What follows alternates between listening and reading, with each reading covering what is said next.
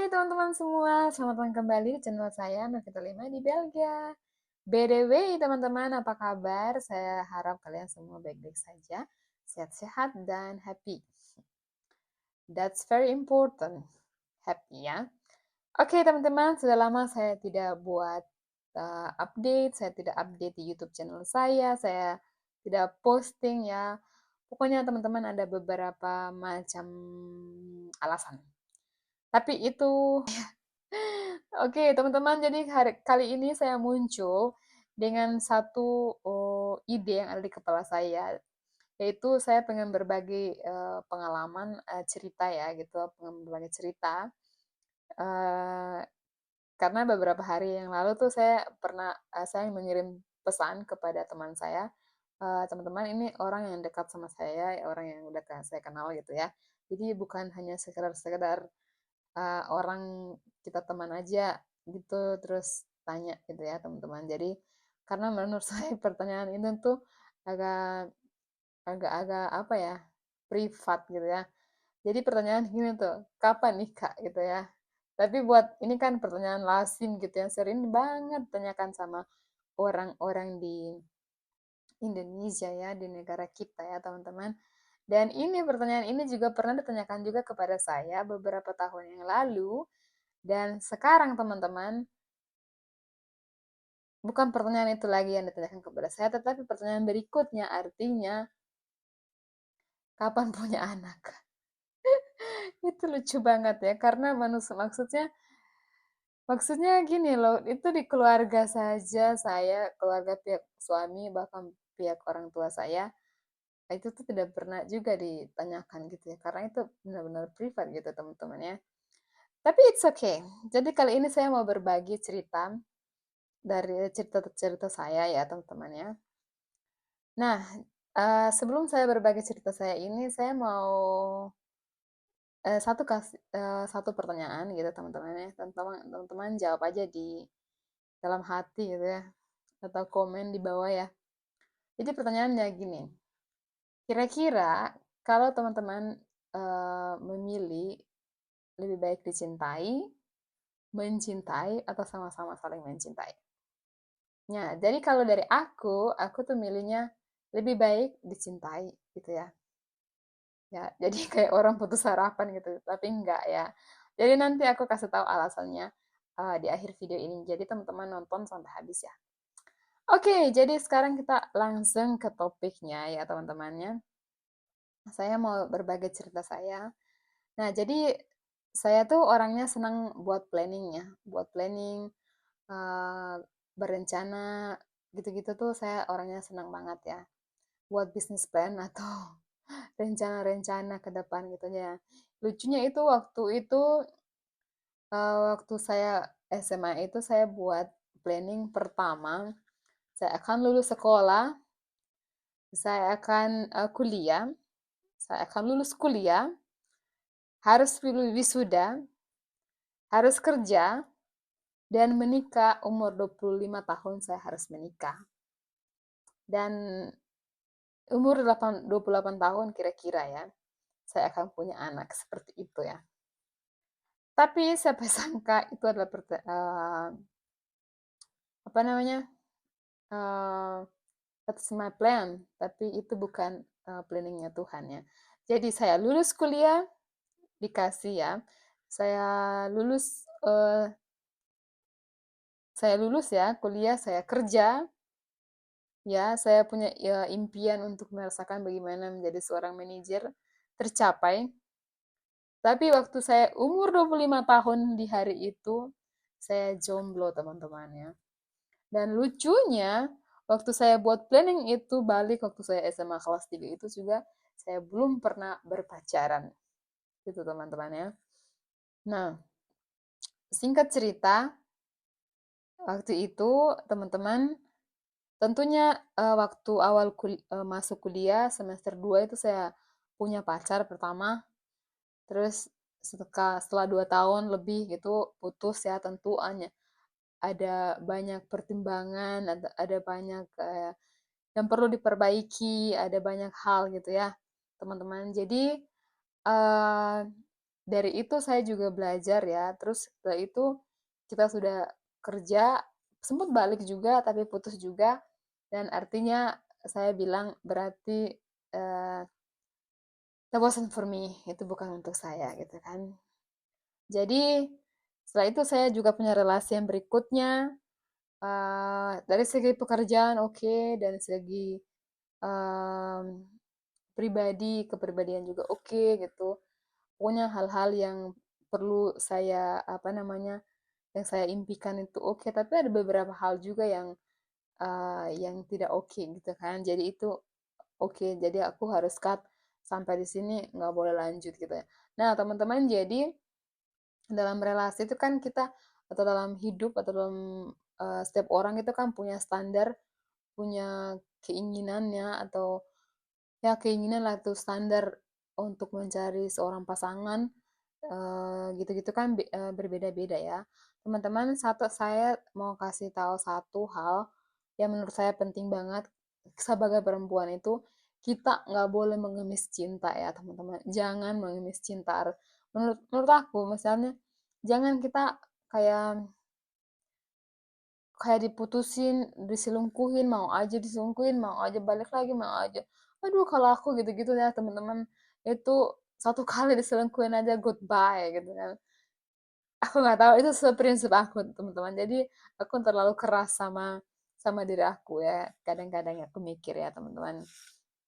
Oke, tentunya dari beberapa relasi ini saya belajar ya, saya belajar apa yang saya mau dan yang itu yang paling penting banget apa yang teman-teman mau gitu ya dalam hidup gitu teman-teman. Jadi waktu itu umur 25 tahun itu saya masih ada di Maluku, terus saya pindah karena saya bilang kan saya orang yang senang planning, jadi saya planning, oke, saya mau pindah ke Bali, saya mau lanjut kuliah dan saya nanti pun mencari pacar dan saya akan menikah. Jadi saya akan cari orang yang serius yang mau menikah sama saya ya. Waktu itu mikirnya begitu. Nah, teman-teman, ini satu rahasia yang paling paling paling paling penting. Teman-teman, kalau teman-teman ini yang harus dipraktekkan gitu ya. Kalau teman-teman pengen banget punya suami atau pasangan yang sesuai dengan keinginan teman-teman gitu, yang sesuai dengan teman-teman mau atau standar yang teman-teman mau inginkan itu, ya teman-teman ambil pulpen sama buku atau di mana gitu teman-teman catat dan bisa lihat gitu. Jadi waktu itu tuh aku catat, pokoknya aku maunya misalkan ya waktu itu tuh aku tulis yang baik kan itu standar-standar yang kita ini kan ini kan. Jadi aku tulis tuh yang baik, yang bisa ngerespek saya, yang bisa apa namanya yang bisa pokoknya yang menyayangi saya keluarga dan yang terpenting itu kayak bisa kita tuh kayak bisa menerima satu sama lain gitu maksudnya itu yang paling penting karena dengan menerima satu sama lain itu kita lebih nggak mengungkit-ungkit masa lalu nggak ada pokoknya nggak ada tuh yang gitu-gitu teman-teman itu paling penting banget. Nah jadi aku juga ingat salah satu pesan dari papaku gini, eh, maksudnya aku sebagai satu-satunya perempuan gitu, anak perempuan gitu, orang tua kan selalu mau ngasih yang terbaik gitu ya untuk anaknya gitu kan teman-teman. Jadi papa saya selalu bilang nanti kalau cari suami itu yang dia tuh bisa ngongkosin kamu lebih dari papa gitu ya teman-teman ya. Jadi padahal papa tuh nggak tahu kalau saya tuh orangnya juga bekerja keras. Misalnya seorang yang bekerja keras dan saya tuh nggak demen tuh minta-minta gitu teman-teman. Jadi itu kalau kalau saya ada terus saya nggak mau minta gitu ya teman-teman. Itu adalah prinsip dari hidup saya itu teman-teman dan saya nggak mau ngemis-ngemis cinta uh, di dalam hidup saya tuh kayak gitu-gitu teman-teman. Nah, jadi singkat cerita, jadi dari itu aku buat wishlist, itu yang namanya wishlist atau aku udah namakan juga dulu-dulu tuh aku namakan daftar doa gitu. Nah, jadi di dalam daftar doa itu aku doakan tuh yang aku mau pasangan hidup tuh seperti ini, seperti ini. Pokoknya detail gitu teman-teman. Jadi semuanya aku tulis di situ. Terus yang berikutnya teman-teman, antar dulu suamiku di bawah. Oh, suamiku.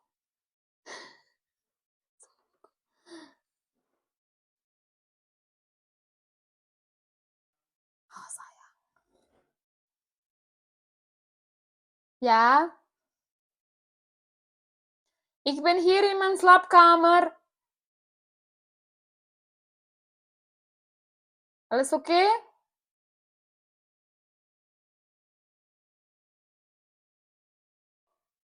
Nee, ik ben aan het filmen.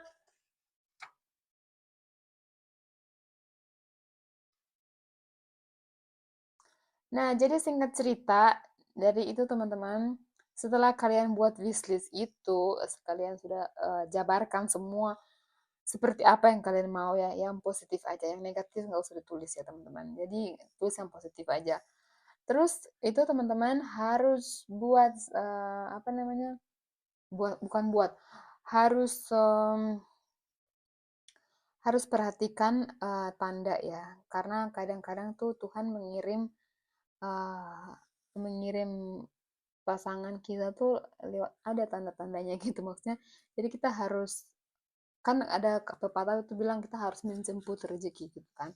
Nah aku setuju banget gitu sama itu. Jadi kayak gini, waktu itu saya tuh pindah ke Bali, tentunya saya tuh ketemu sama orang lain gitu, sama maksudnya dalam hal ini ketemu orang cowok-cowok lain, bule gitu, sama ini orang lokal juga gitu. Tapi maksudnya dalam hal bukan ini bukan pacaran ya.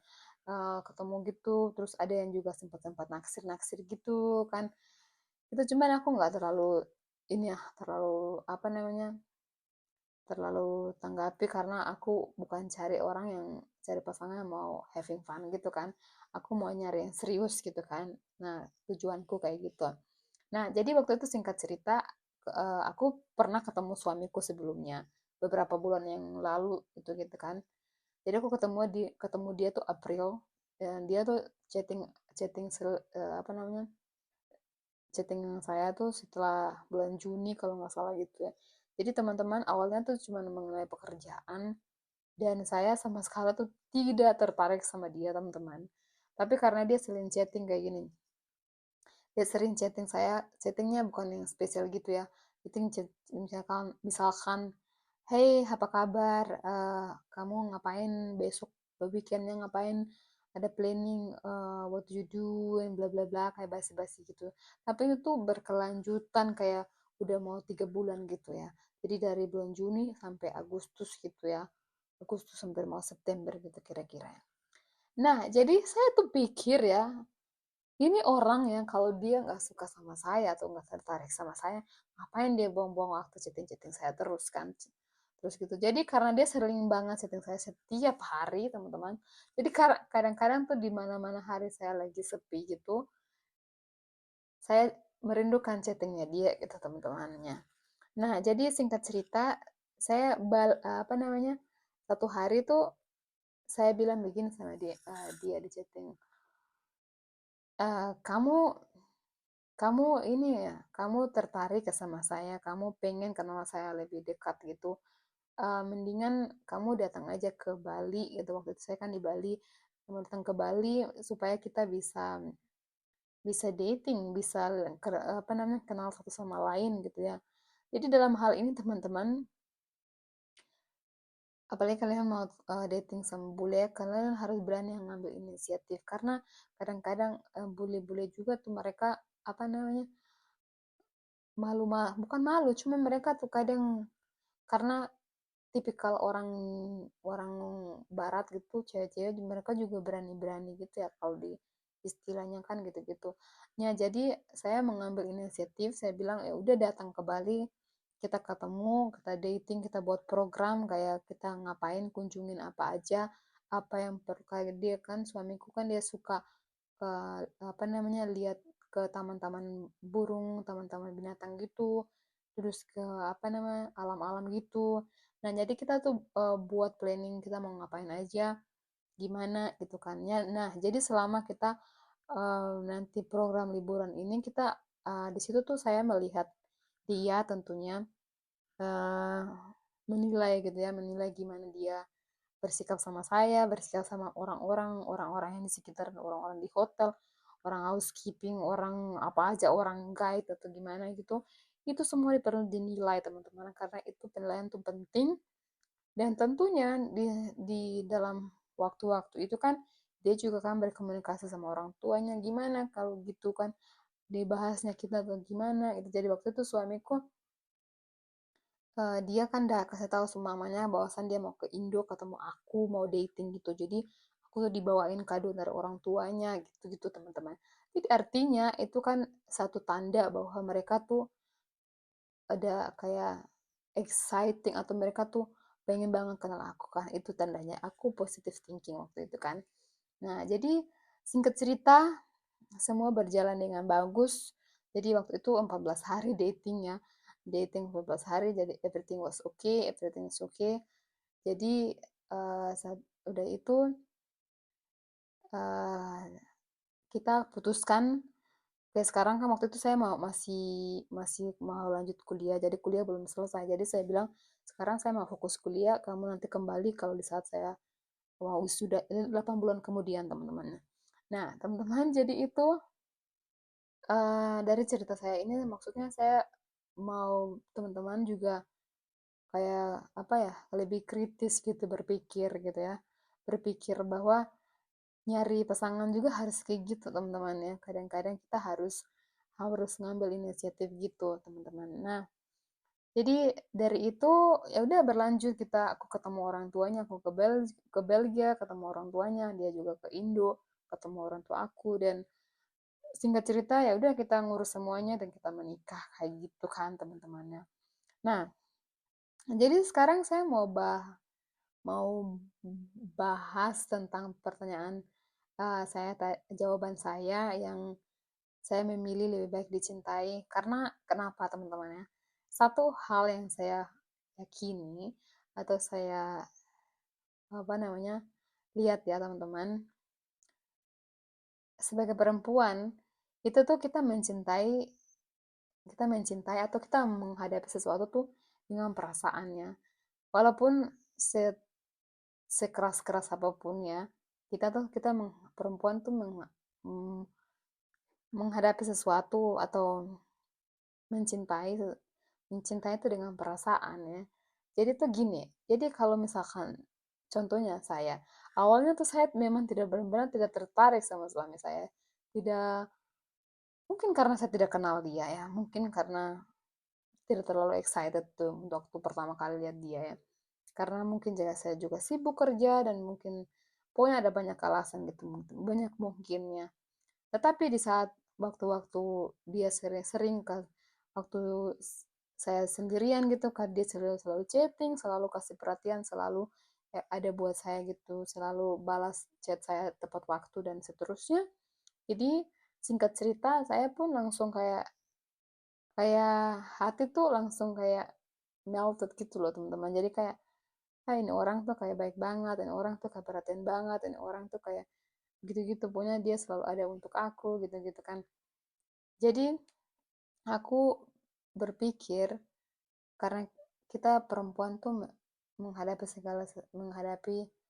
masalah apa namanya dalam relationship itu kan dengan perasaan kita ya.